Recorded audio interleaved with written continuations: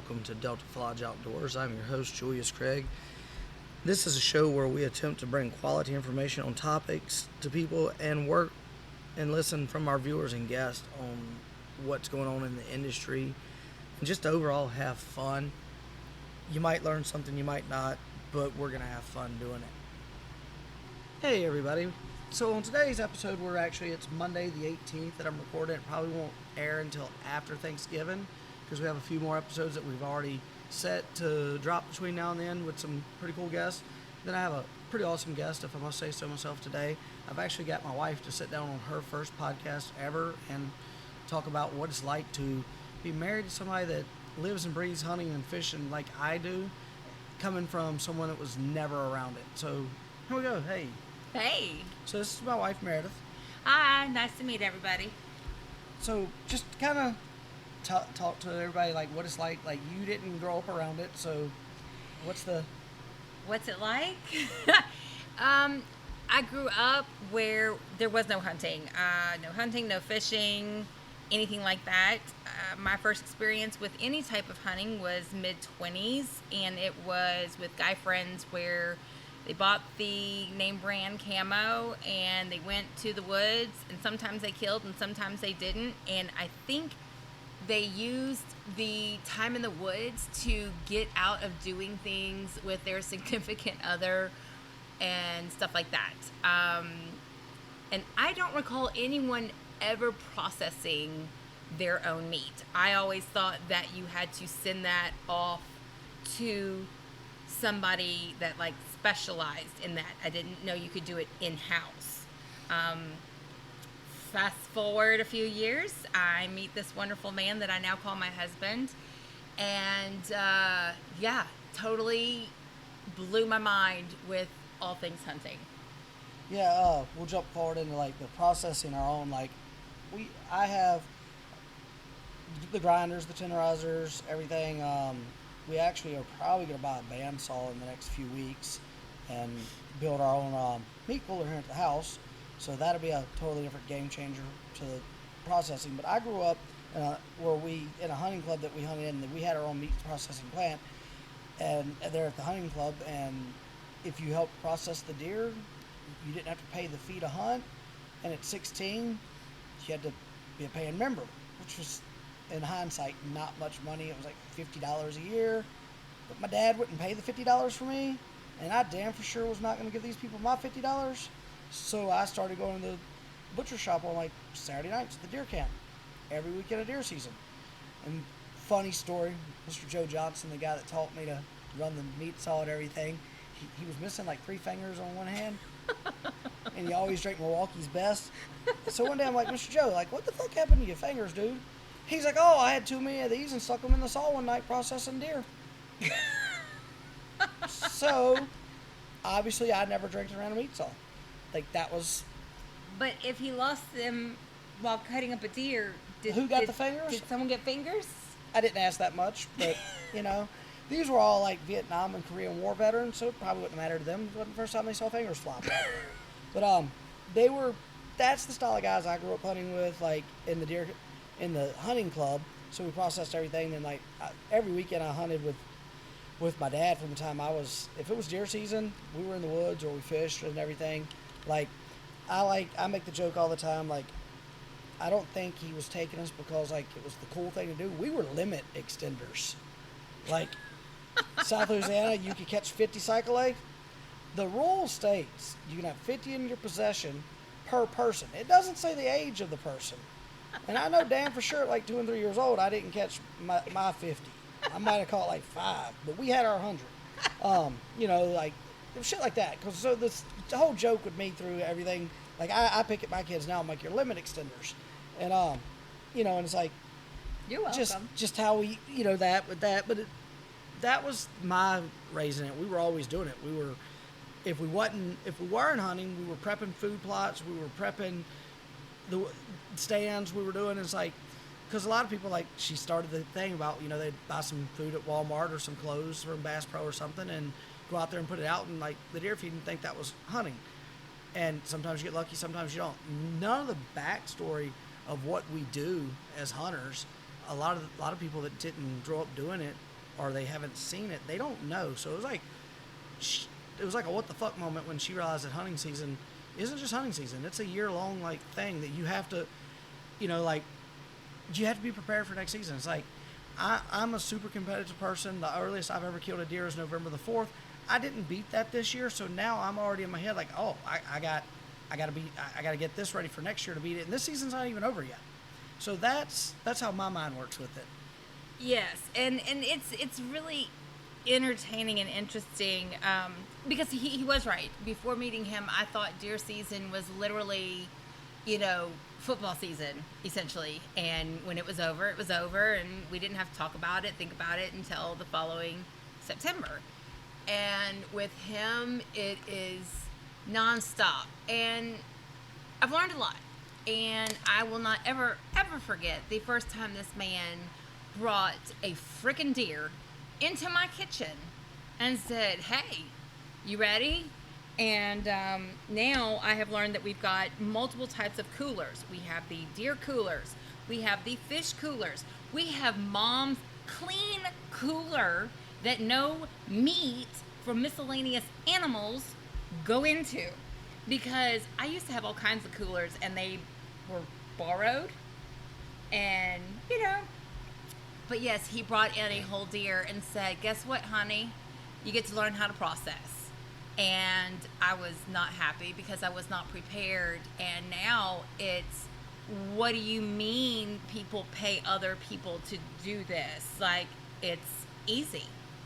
Yeah, I'll cut steaks out of it. We'll do fajita meat. We'll do jerky meat. Like, I have everything to do the sausages and everything. So most of the time I grind up a bunch of the ground meat. That way I can freeze it easier.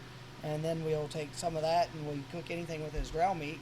Because we'll mix it with, like, before we grind it, we'll mix it with either pork or beef or a mixture and grind it, make our ground meat. But you can always take that ground meat once it's in the 2-pound packages that we'll put it in and pull it back out and put the seasoning in it and run it through a stuffer or cook it as patty sausage, which I think probably one of the funniest moments of us being together was she had gotten used to all the deer ground meat in the freezer, deer ground meat, and her mom had came. I think, was that when we went on our honeymoon and she came to the house and was sitting with the kids? So one of our wedding gifts, shout out to a family friend, Lori Nitschke with Nitschke Natural Beef. Located here in Warrika, Oklahoma. Yes, they are the best grass-fed beef. You can look them up. I think they ship. Oh, now they ship nationwide, and we'll if you go to our Facebook page, he'll post a link. But one of our gifts was a cow, a dead processed cow. I asked for a live cow, preferably bred. That way we could get like a 2-for-1 thing, but they wouldn't go for that. And so when we went on our honeymoon, my mom stayed at the house with the boys and was trying to find a place to put this whole cow. And of course, we have a super large deep freeze, but when she opened it, she says, "Good God, we have the fish level. We had the deer level, chicken level, and I killed a couple hogs that year. some hogs, and she says, "Is there anything store-bought?" No. Since being with this man, I will have to say, meat-wise, minus like lunch meat, between him and Nitschke Natural, I have not had to really buy any meat, and it's phenomenal. But the funny part of that I was going with, her mom decided she was going to cook and did not know it was deer. So the boys were like, "Oh, it's ground deer." And like, was it spaghetti or lasagna? Yes, what was spaghetti. she making? And that was the first time she'd really had it ground up and everything. And like, they'd had it when it had been shipped off to a processor and everything and gotten it back, but they had never had it like that. And that was a totally, like shock to her that I think I'd had a pretty good deer season the previous year. That was in like September the previous year. Like that in November, I think I killed 3 deer in like 4 days. And then that was in November. Then January of that following, so 2 months later, I killed like the 2 hogs on a trip. Yeah, all with your non-dominant hand. Yeah, and I had a right arm was in a cast at that time and everything because we'd been in a car wreck, so I was shooting everything left-handed. Probably should switch back to that. It seems to be better.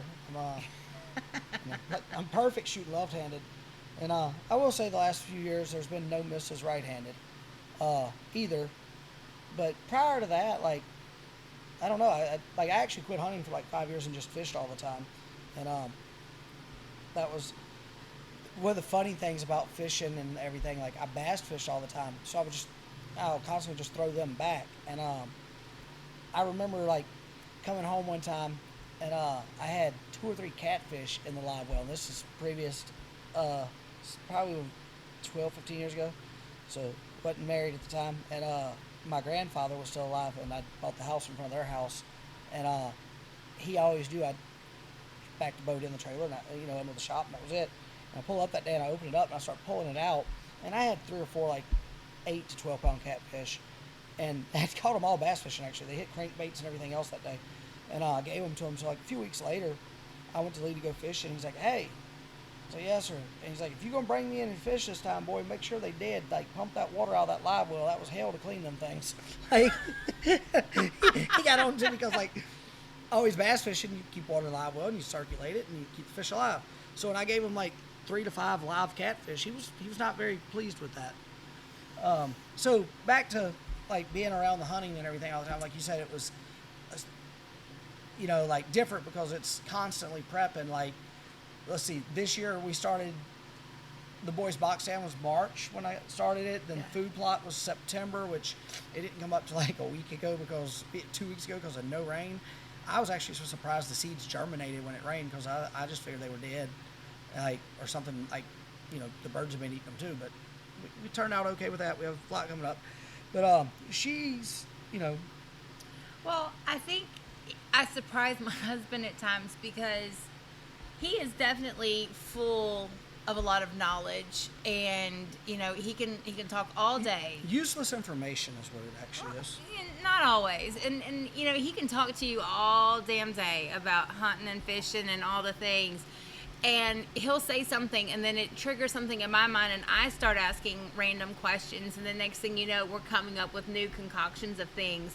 And so I think sometimes having a non-hunter with a beyond super avid hunter can sometimes be the best mix. And it definitely has opened up my eyes to a lot of things, and I see things differently.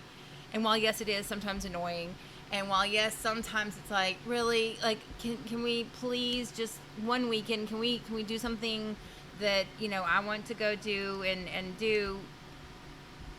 I love watching him and my sons and my daughter, she's getting into it, and seeing that twinkle, and it's like, okay, go on, go do. Yeah. But every time you go on these hunting trips, just know Mama gets some spa trips, so don't forget. It's like yesterday I had all my stuff here at the house. I'd hung it the day before to make a hunt, and so my rappel rope was still in the tree. My platform was at base level. My camera arm, bow, everything was hanging like 20 foot up in a tree. So I tell my son, our youngest son, Hunter, I'm like, "Hey, you want to come go with me to pull everything?" And he's like, "Yes, sir." And because what I planned on was just parking the gate and walking back to the back area. It's like a quarter of a mile.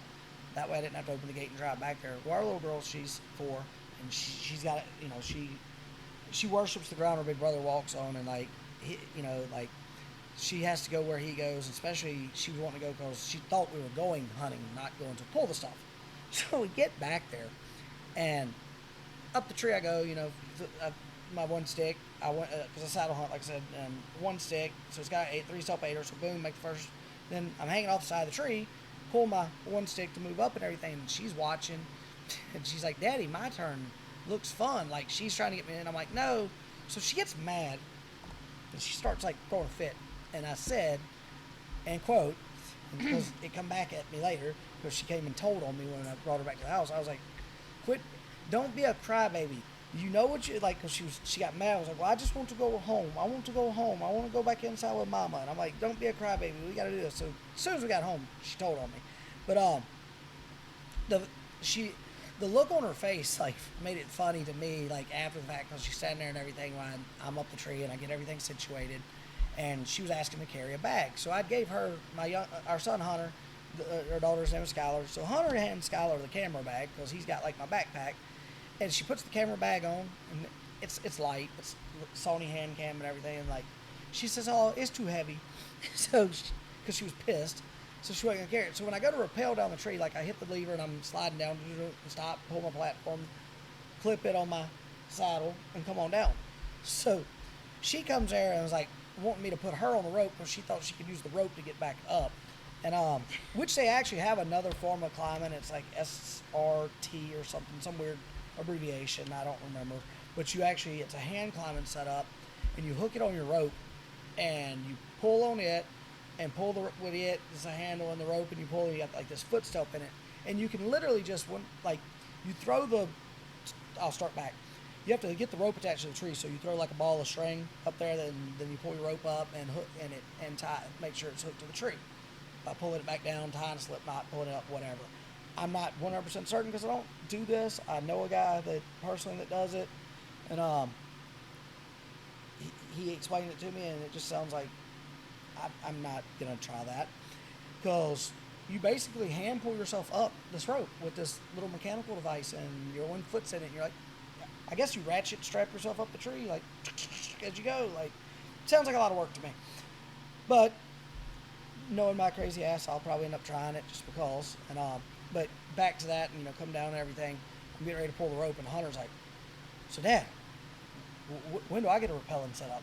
And I'm like, "Well, I got to teach you how to use it first." And he's like, "Well, teach me to use it now." I'm like, "No." So, because we were trying to beat the rain yesterday and everything, and but that just goes into like what we're talking about. It's a non-stop, like going in there and like, or she'll laugh at me because I'll look to go hunting, and for our place here, if the wind's not right, I will not hunt it at all because the way the place sets up, it's only good on about 2 wind directions, and if it's not right, then you're wasting your time and gonna blow the deer out and everything else. So like, I'll get up, look at my wind direction, and if it's not right, I'll go back to bed. And she's like, "Really?"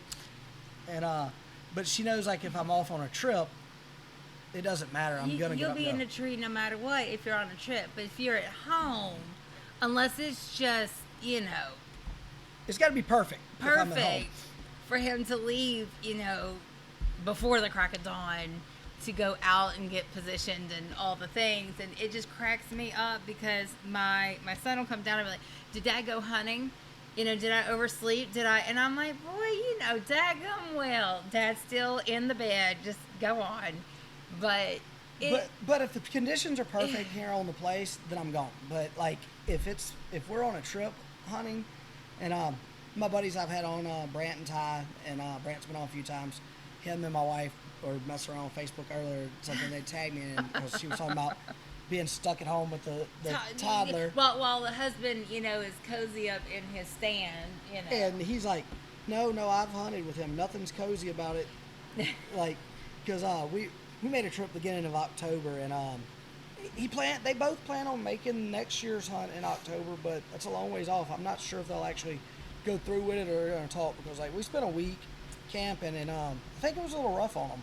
No, I got well in the creek don't rise, and Brant, Brant's wife doesn't end up pregnant again during deer season, which, yes, that is a thing. It's you got to map that out, ladies. But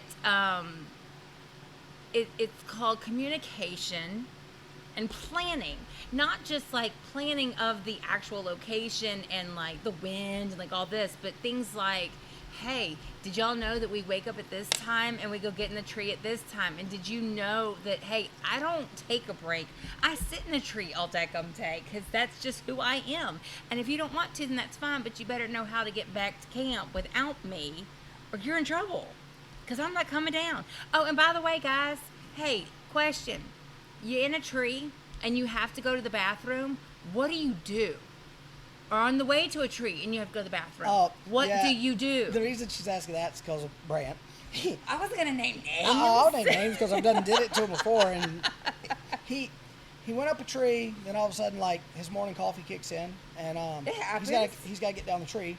So, to me, if that's the problem, I think I would have stayed at I would have stayed at the base of my tree so I didn't go off and put scent, not just like the scent he's going to drop, put the regular, regular foot traffic scent and everything else everywhere in the woods, running around like a dog looking for a spot to use the bathroom. And so apparently, as this transpires, this happens here. He has to use the bathroom. He gets down from the tree, runs over here and finds him a place to, take a number 2 here so he doesn't shit his pants, and gets back in the tree. Here comes like 4 does a few minutes later from exactly where I told him they would be coming, and literally he shit in the trail that the deer were coming up.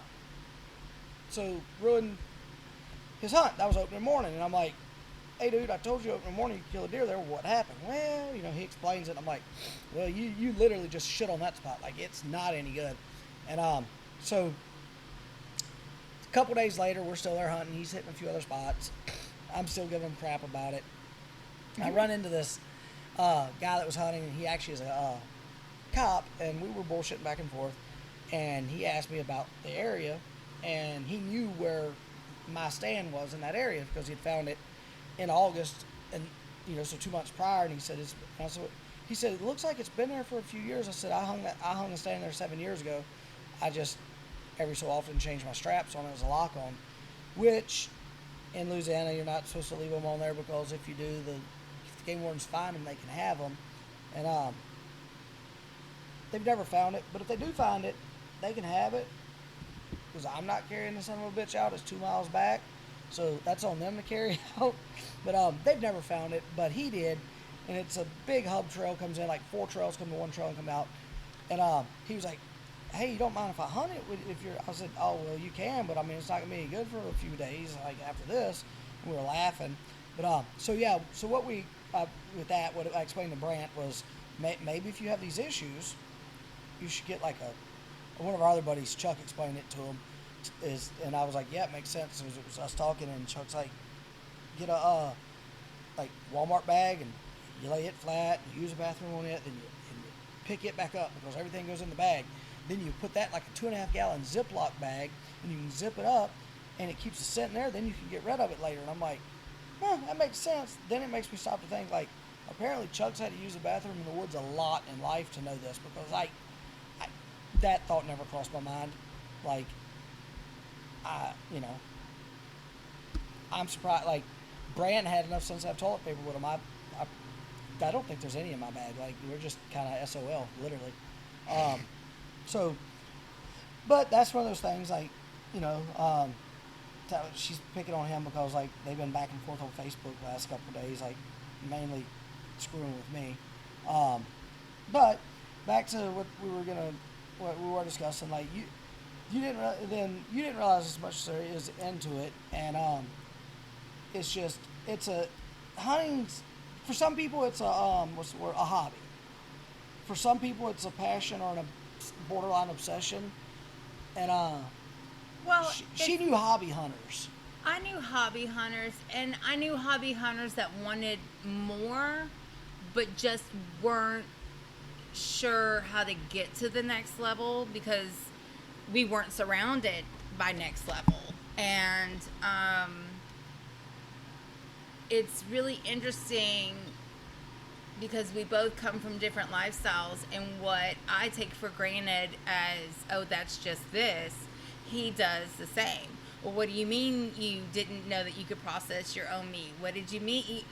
And it's really interesting that we still find things that we take for granted as common knowledge, and it isn't.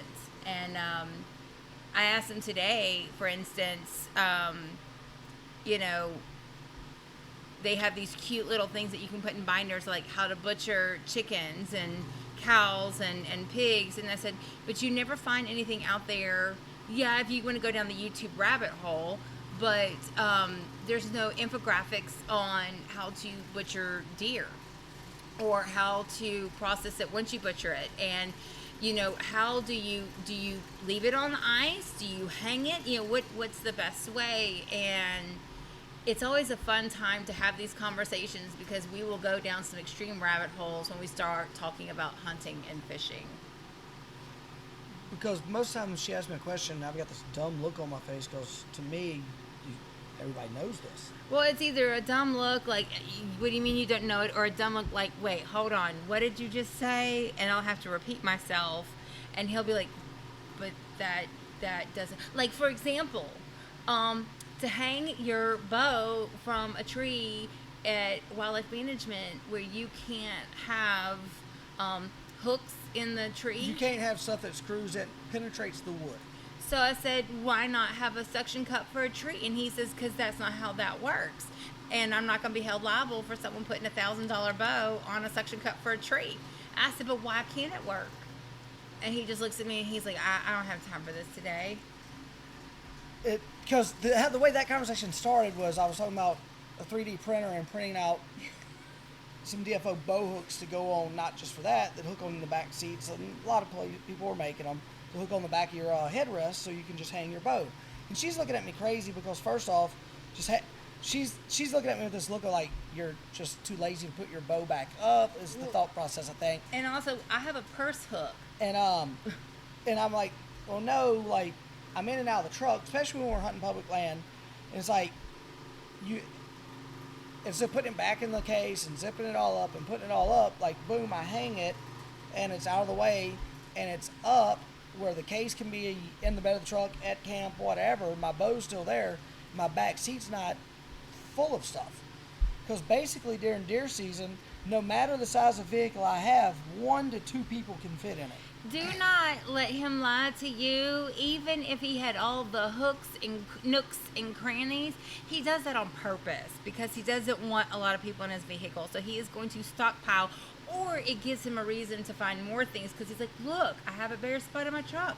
I can get another gun. I can get another bow. I can get another camo backpack, gun carrying whatever. I don't know. Right now in the back seat of my truck, I have my gear bag with my platform and all that and my saddle, all my hunting stuff. That's kind of behind the driver's seat in my 4-door truck. The passenger backside has all of Hunter's shit. Like, he's already laid claim. Like, I think his clothes, like my clothes are on the back seat, but most of the time they go in my storage under the back seat. And Hunter has laid claim. Like he's got it all, and I'm like, I'm chuckling, like, because as he gets bigger, I know it's just gonna get worse. And I'm like, you know, like he doesn't have a bow in there right now because I don't let him. He doesn't. He wants to saddle hunt, and he can't crossbow hunt from the saddle right now because it's too heavy for him. But in rifle season, like, by God, he's gonna have his rifle in there. Then in his pants pocket, he's gonna have his. He shoots a single shot, so I let him have 1 bullet for it, and it's in it.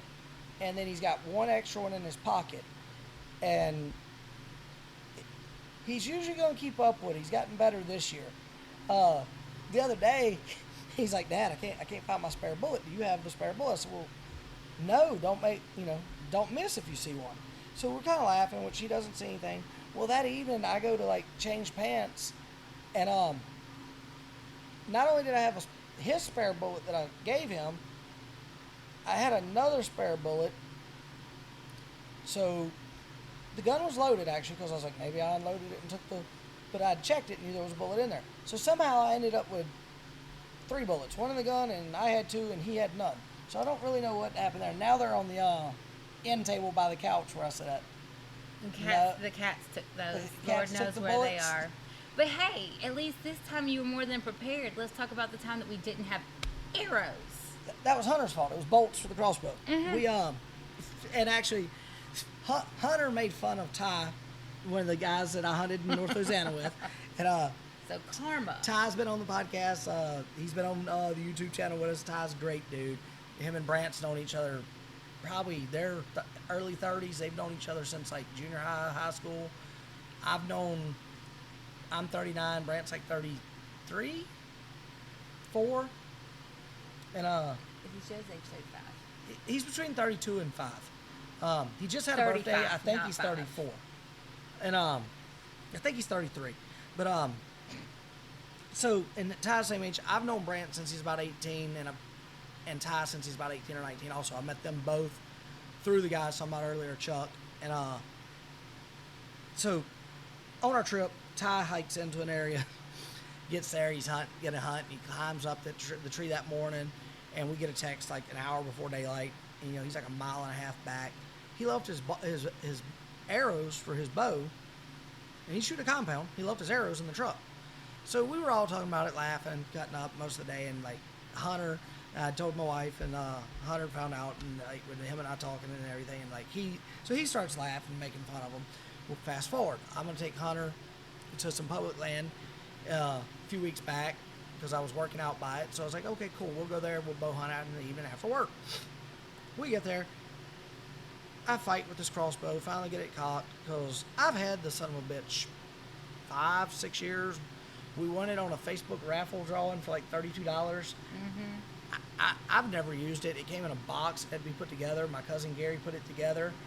We sighted it in. Gary shot at a deer with it and missed it. Dusty, the guy we used to hunt with in South Louisiana, his Barnett had to go to the shop, and he's like, I don't have a bow. And I'm like, well, you can borrow my crossbow. So he used it for 2 or 3 weeks while his was in the shop and ended up killing a deer with it. Then Hunter killed his first deer with it when we were in our first year here in Oklahoma. And so I got it loaded the other day. Like I'm fighting when I get it loaded. Like I get it. Let me rephrase this. I didn't get it loaded. I got it cocked. It's ready for a bolt. So looking around, I'm looking in the bag, and I'm like, Hunter. He's like, yes, sir. I'm like, where's the bolts I gave you for this crossbow when we were in the shop Wednesday loading the truck out for Thursday because we had to leave on Thursday for me to go back to work. And he's like, and you see like his eyes instantly water. He's about to cry. And he's like, they're on the pool table in the shop because I had took them out of the bag because the crossbow wasn't in the bag. The bolts were. So the bolts were in my way. So I take the bolts out and hand them to Hunter to put the crossbow in the bag. He lays them down because he's loading his camouflage into his book sack to go put in the truck. So in all that, neither one of us got the bolts. So, but I mean, Hunter got it honest there because like my dad has been, my dad's 65. He's hunted since he was probably a little kid. So he's got 50, 60 years hunting, and on more than one occasion, like closer to like double digits, he's hunted with no bullets for his rifle. He has a semi, at one point he had a semi-automatic 30-06, the Remington 7400. He hunted all morning, and the magazine was still laying on the cup holder in the truck. So he never how he never put a magazine in it and like put a bullet in it, I don't really know. But the best part of that is he had me help him for an hour and a half walk around where he had been looking for the magazine that he had lost with his bullets in it, but they were still in the truck. A few years back we were hunting, and what I do now, and my wife will laugh at me and she knows I do this, is like any trip I make with my dad since I was probably like 18, 20, well, let's see, when I moved out I was 20, so anytime after 20 that I've made a hunting trip with my dad, I'll call him and be like, hey, what gun are you going to be using? And when he tells me, I'll go to my gun safe and get a box of bullets for that gun, even if I'm not carrying that solid rifle. Because he shoots a 270 most of the time now, or he's got a little 243. Even if I'm not carrying my 243 or my 270, I throw a box of bullets in my bag because more than likely, we're going to get to the woods. He had his 44 mag with him a couple years ago, and this is why I'm going with that. We leave camp, we get all the way to where we're going to hunt, which is like 6 miles from where we were camping at. He gets out of his truck, I get out, we get our rifles, and he goes to digging. I said, what are you looking for? He said, my bullets. I said, okay. So where are they? He sits there for me. He said, they in the tent. So I was like, okay. So I reach in my pocket and I pull out one 44 mag bullet and I hand it to him. And he's like, same thing I did Hunter a few weeks ago, actually the same gun. It was 44 mag. And I handed him one bullet. He's like, what am I supposed to do with this? I said, well, I guess you shouldn't miss. And he says, well, give me another one. I said, you don't need another one. That's all you're getting. So, like, I gave him one bullet that day. And but he's done it. He literally one year black powder hunting, funny as hell. He probably would not find it funny. Like, he was black powder hunting, and deer comes out and he decides he's going to shoot this deer after he films it on his phone a minute, 50 yards or whatever. He sticks the gun up, cocks it, pulls the trigger, it just says smack, like, and the deer runs off. He had literally loaded it, like put the powder down it, put the shot in it and everything and all that. He never put a firing cap in it.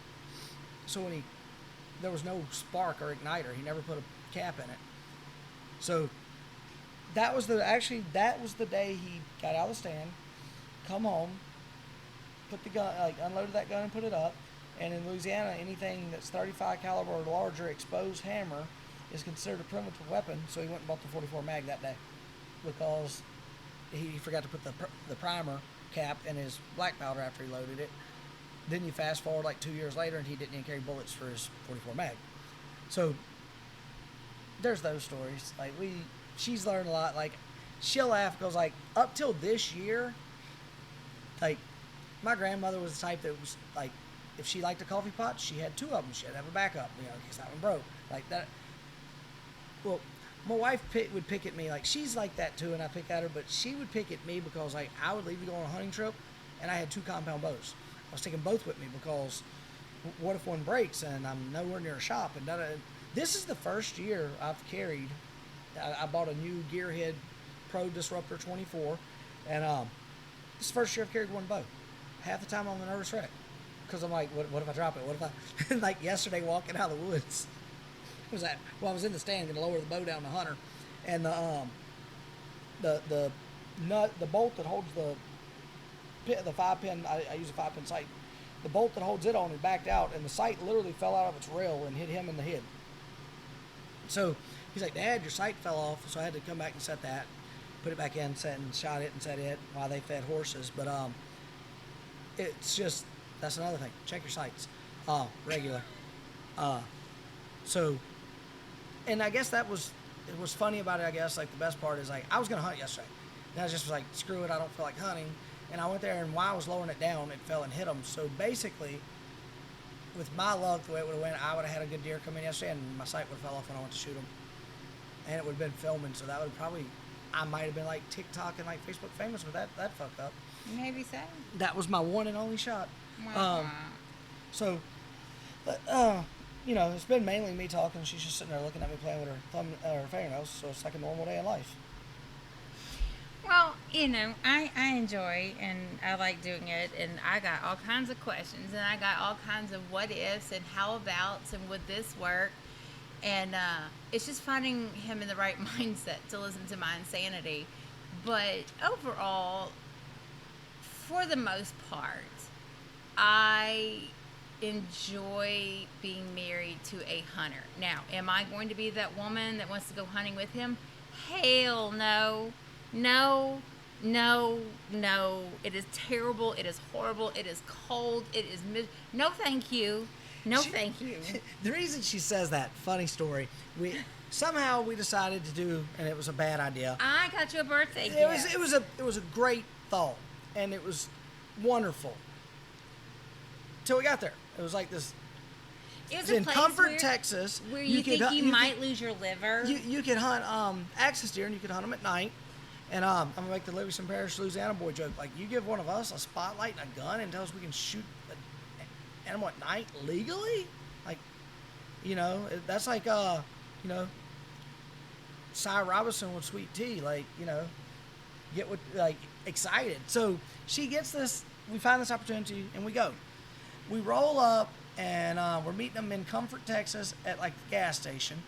And it's a caddy, not even a real caddy. It wasn't a caddy. It was a old Ford Grand Crown Vic police car with the push bumper still on it. Yes, wasn't there the bullhorns or something on the front too? And yes, and I said, and this is where I'm gonna die. Let me drop a pin to my mom, to where if my liver or my kidneys end up on a black market, she knows where to find me. Yes. Yeah, so now that weekend, that was actually Valentine's weekend, was the funny thing about it. And you name it, it did it while we were there. It sleeted, it snowed. She learned a really cool, old hobo trick while we were there. She was cold, and I told her, I said, well, look, well, I was smart. I dressed in layers. I thought I was prepared. I was a Girl Scout. She didn't. She put her layers on too soon, and so there's a process to it, and first time hunter. She didn't know this. And my layers made too many noises. Oh, and I God. breathed too loudly. Yeah, I blinked too loudly. It wasn't.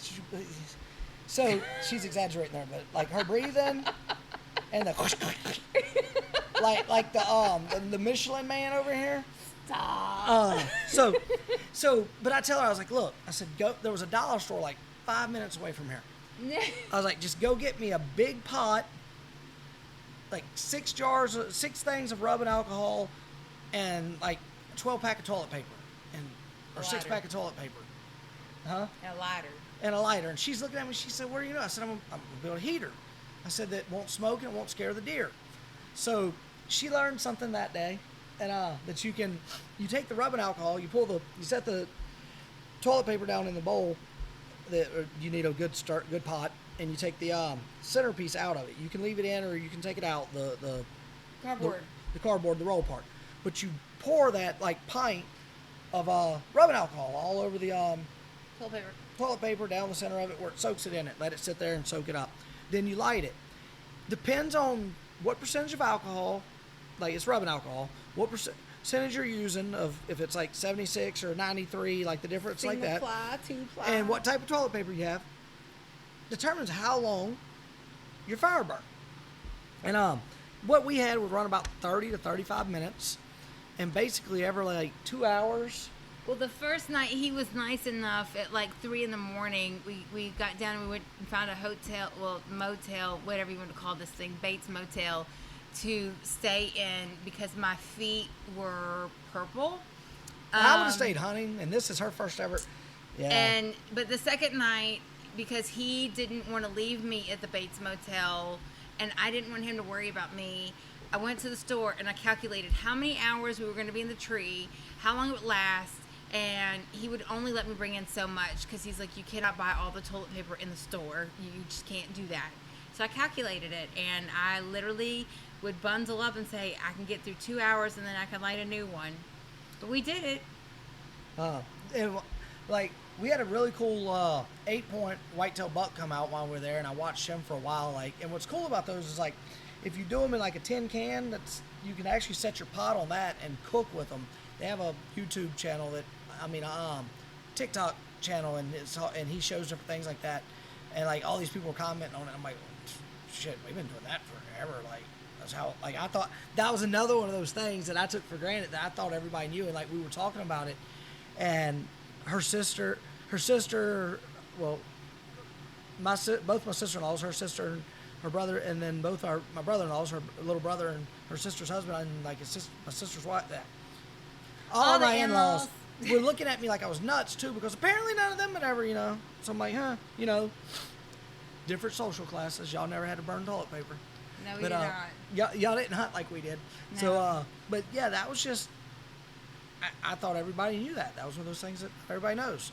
So, there's always a learning curve and experience with everything, and what really, and then you laugh. What really helps me is she was a planner. So like, I'm a swing it by the seat of my pants, like whatever. I could be going on a 9-day hunt, and I'm gonna pack everything in my junior high gym bag, pretty much. Like, that which means nothing because you don't know how to pack. Right. The trip I went on in October with my buddies, I had to get her to come back down to the shop and repack everything because I couldn't get everything in. And she's like, "How are you gonna get it packed to leave?" I said, "Because I'm coming back with less." Because I had like 6 or 7 cases of water in the truck. I was like, "I don't care if they drink it all or not. They can take it home with them. I don't have room for it." And all right. Well, we're gonna start winding this one down. I think we're about an hour into it. I don't really know. I don't know. I just know that I gotta go get kids from school. All right. So yeah, well, we're gonna wind this one down, and I'll bring her back on at a different time to talk more about the life of a hunter's wife. Yeah, I enjoy it. And hey, let us know. Is there anything that you want to know from me? Is there anything that you want me to ask my husband that maybe, he might not discuss on his own, but his convincing wife could get him to talk about? Let me know. All right. Thank y'all. This is Julius Craig with Delta Lodge Outdoors.